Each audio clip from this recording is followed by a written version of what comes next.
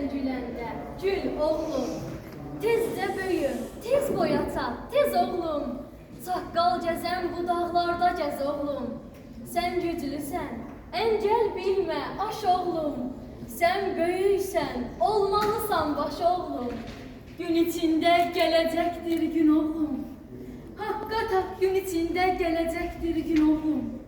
Salacaqsan bu cahana ün oğlum. Haqqa tapın, dönmə sakın.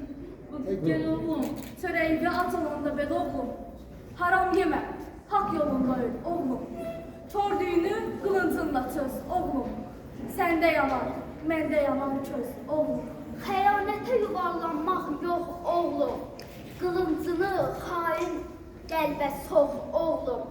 Daim olsun ürəyində qor oğlum. Hesabını bu dünyada sor oğlum.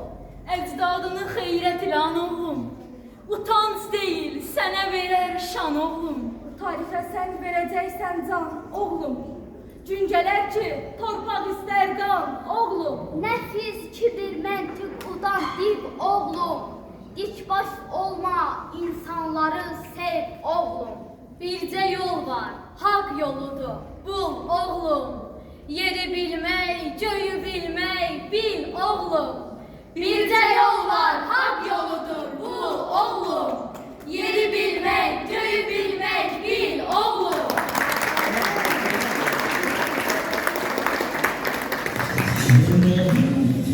Hep